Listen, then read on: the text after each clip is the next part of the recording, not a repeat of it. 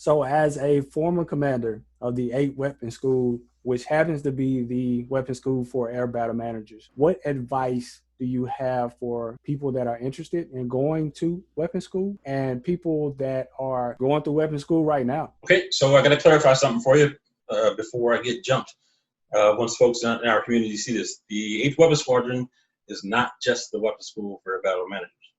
At the 8th Weapon Squadron, we teach advanced battle management, electronic warfare, and graduate level flying tactics and cross-domain integrations to ABMs, RC-135 Victor Whiskey, and EC-130 Hotel EVOs, as well as the instructor weapons directors throughout the course. So every WD in the CRCs has an opportunity to go through the weapons school as a part of the advanced instructor course, which is also housed under the 8th Weapon Squadron. They use the call sign Clubhouse on the radio. And then, of course, you got, like I said, the Compass Call and the Rivet Joint Electronic Warfare Officers, so EWOs there, also fall under the 8th Weapon Squadron as well. Just for clarity, right? Ironically enough, we are the fourth oldest and the most diverse squadron in the United States Air Force Weapon School. So all that, now let me answer your question. Best advice I could give to a new weapons officer. It'll sound cliche to anybody that's ever heard the three keys, if you will, of being humble, being credible, being approachable. That sounds absolutely cliche. Humility, especially, here's where, in some cases, guys and gals struggle. They become instructors because you got to be an instructor just to get to weapons school, right? So in order to be an instructor in our career field, you're probably pretty good at what you do. So you get selected for weapons school, great. You go to weapons school, great. You graduate weapons school, great. And now you come out with your brand new shiny patch. And therein lies the risk of becoming, I'll say it like it is, becoming arrogant and somewhat of a know-it-all. Let me be the first to tell you, I've been a weapons officer since 2007. No weapons officer knows it all. A weapons officer, not a patch wearer, and there's a difference. And we don't have enough time for me to get into the difference between being a weapons officer and a patch wearer, because that'll get an emotional response out of me, and we'll run out of Zoom minutes. So I'll stick to the question for the sake of time. Call me back and we'll talk about the difference between being a patch wearer and a weapons officer. But an effective weapons officer is humble, meaning humble enough to say, I don't know, even when you're standing in front of a large crowd with your shiny new patch on your shoulder. Because if you're humble enough to say, I don't know, there in front of them, that saves you from losing your credibility when potentially there is someone in the crowd that does have that answer. I found that once you graduate from weapons school, at times you're running to one of two extremes. That guy or gal that wanted to be just like you, or that guy or gal that wanted to be nothing like you, meaning because they probably had a bad experience with a weapons officer at some point in the past.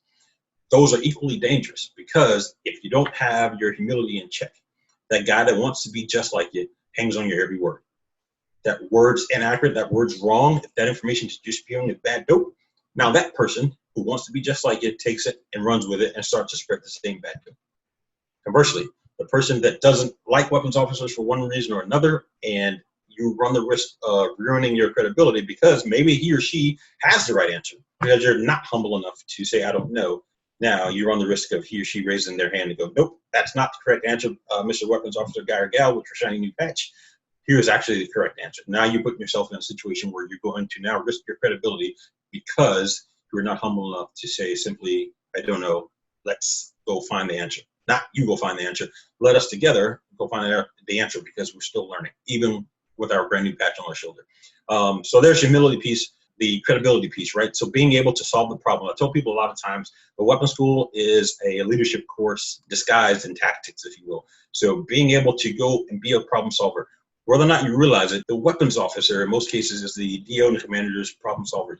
You probably have seen weapons officers doing things that are not even remotely related to being tactical in nature, if you will. I've seen them do everything from solving tactical problems to planning the Christmas party. I'm going to let my weapons officer plan the Christmas party. You never know what that commander's priorities are. Maybe there was a low morale moment in the squadron. Maybe there are suicides in the squadron. Maybe the Christmas party is the one thing that commander needs to go right in order to get his or her squadron back on track.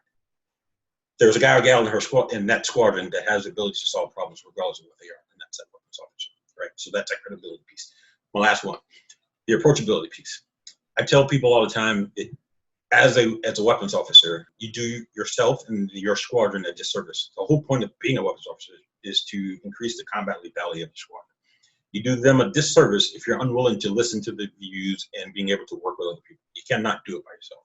Even the most inexperienced airman in your squadron can give keen insight to solving a problem, be it tactical or otherwise. And I use the analogy of being a unapproachable weapons officer is like being a doctor in a room full of cancer patients, right? If I'm an oncologist and I've got a room full of cancer patients, but they're unwilling to talk to me because I'm unapproachable, that means they would rather die than to talk to me. That's what you're doing as an unapproachable weapons officer, because your whole goal in life is to increase the combat lethality of your squadron. If your squadron is unable to talk to you because of your lack of approachability, that's what they're saying. They would rather figure it out on their own, which causes American and coalition lives, because my weapons officer is not approachable. So be humble, be approachable, and above all, be credible, and of course, be a leader. Be the example that you want others to follow. Be that on and off the jet. Sir, a lot of people think just because you are a weapons officer that you better your chances over a non-weapons officer at becoming a commander. Is that true? No, in short.